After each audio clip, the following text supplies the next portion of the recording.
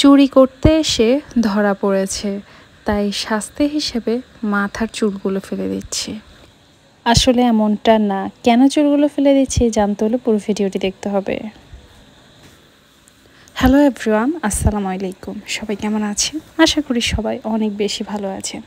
চলে আসলাম নতুন একটি ভিডিও নিয়ে। আশা করি আজকের ভিডিওটি আপনাদের খুব ফানি মনে হবে, আশা করি ভালোও লাগতে পারে, হয়তো কারোর কাছে খুব ঘৃণা লাগতে পারে। স্বাভাবিক, এটা আমার কাছে প্রথম অবস্থাতে অনেক ঘৃণা লেগেছে, এবার তারপরে এই কাজটা আমি করতে পেরেছি সাকসেস। এই প্রথম কাউকে ন্যাড়া করেছি, মানে জীবনে ফার্স্ট টাইম। নিজের মেয়েকে ছোটোবেলায় করেছি কিনা মনে পড়ে না, বাট মানে এই ফার্স্ট টাইম অন্য কারোর, মানে অন্য কোনো মেয়েকে আমি ন্যাড়া করেছি। তো আসলে কেন করেছি, কি কারণে করেছি, আস্তে আস্তে পুরো ভিডিওতে সবটা আমি ক্লিয়ার করে বলবো। ভিডিওটি দেখতেই থাকেন। আর যাদের ভালো লাগবে না তারা ইগনোর করবেন প্লিজ, কিন্তু বাজে কোনো কমেন্ট করবেন না। আসলে এই মেয়েটাই এসেছে আমাদের বাসায়, মানে গতকালকে আর কি, একদম সন্ধ্যার দিকে এসেছে। তো আসলে রাতের বেলা এসেছে, ওইভাবে আর খেয়াল করিনি। সকালবেলায় যখন মেয়েটাকে দেখলাম, মানে আমার পুরো মাথা, মানে কি বলবো, নষ্ট হয়ে গেছে। ওর পুরো গেট আপ দেখে, তারপর ওর মাথার চুল টুল দেখে মনে হচ্ছে যেন একটা ওই যে পাগল, মানে পাগল থাকে না, হয়তো এটাকে কেউ খারাপভাবে নেবেন না, বাট মানে একদম ওরকম স্টাইলে ওর চলাফেরা, মানে একদম চুলের স্টাইল। তো আসলে আমি এসব মানুষকে আমার খুব মায়া লাগে, মানে এসব বাচ্চাদেরকে যারা আসলে বাবা মা থেকেও নেই, অন্যের বাসায় কাজ করে খেতে হয়, খুবই মায়া লাগে এসব মেয়েদেরকে, যেটা বলার বাহিরে।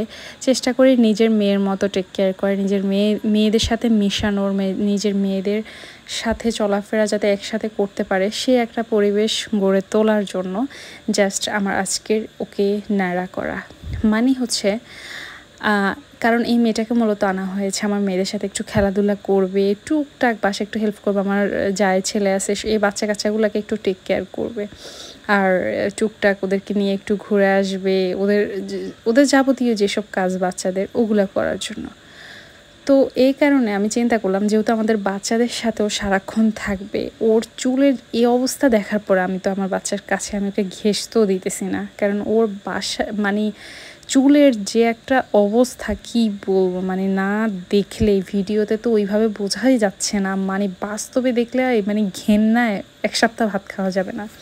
আমি মনে হয় যেন 2 দিন ভাত খাইতে পারি না, আমার শুধু ওর মাথাটার কথাই মনে পড়ে যায়, মানে এইরকম অবস্থা। তো পরে অনেক সাহস করে ওর বাসার কাউকে না জানি হয়তো জিজ্ঞেস করতে গেলে বিভিন্ন ধরনের বাধা আসতে পারে। এখন আমার কথা হচ্ছে, আমি যেহেতু মেয়েটাকে রাখবই, আমি ওকে পরিষ্কার পরিচ্ছন্ন একদম সুন্দরভাবে রাখবো, এইভাবে নোংরা পরিবেশে আমি ওকে আমার বাসায় রাখতে চাই না।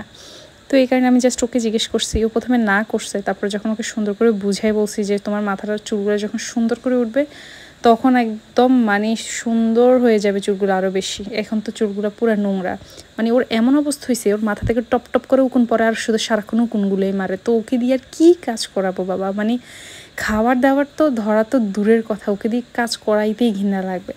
মানে সারাক্ষণও মাথা হাত দিতেছে, আর 3-4টা করে উকুন বের করতেছে, আর ঠাস ঠাস করে মারতেছে। মানে কি যে নোংরা অবস্থা, মানে কি আর বলবো।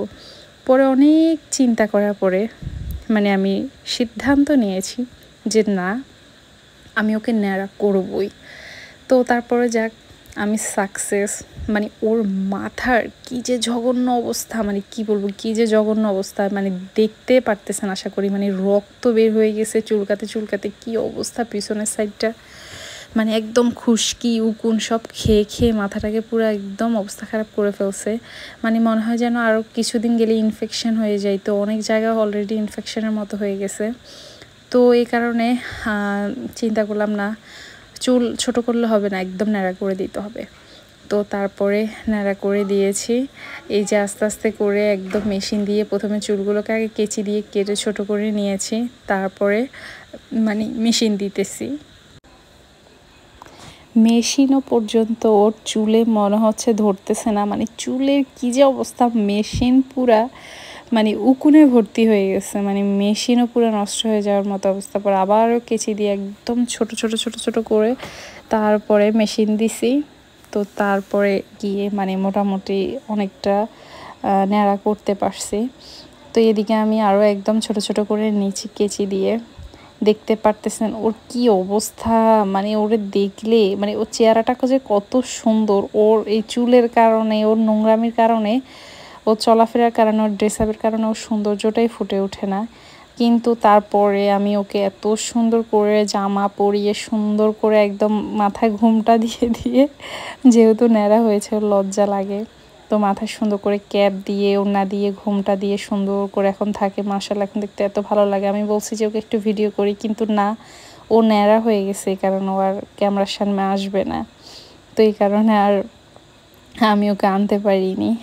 তো এই যে আস্তে আস্তে করে পুরো চুলগুলো ফেলে দিচ্ছি। মানে কি বলবো, আমার গায়ের মধ্যে পর্যন্ত উকুন হয়ে মানে পড়ে গেছে, আমার পুরো জামার মধ্যে চুল আর চুল, উকুন আর উকুন। আমি কিসের উপরে যে মানে সাথে সাথে বাথরুমে ঢুকে গোসল করছি আমি নিজেও জানি না। আমি সাথে সাথে জামাটা ফেলেও দিছি। মানে আমার জামার মধ্যে ওর মাথা থেকে টপ টপ করে উকুনগুলো, মানে চুল জিনিসটা তো বাতাসের সাথে, আর যত ছাদে করতেছি জিনিসটা, কারণ বাসাতে একদমই না, কারণ বাসায় যেখানে করব সেখানে একদম শেষ, মানে উকুনের মানে দেশ হয়ে যাবে। তাই পুরো ছাদে পরে ওর চুলগুলা সরাই, ওর মানে পুরো ছাদে জুতা দিয়ে ওর উকুনগুলা মারতেছে, কারণ এত উকুন হাত দিয়ে মারা অসম্ভবের, মানে কি বলবো, পুরাই অসম্ভব। তো পরে কি করলাম, জুতা দিয়ে আস্তে আস্তে করে একদম হাত দিয়ে জুতাটা ধরে করে ও আর আমি মিলে একদম উকুনগুলাকে মারছি, না হলে এই উকুনগুলো আবার কোথায় থেকে কোথায় চলে যায়।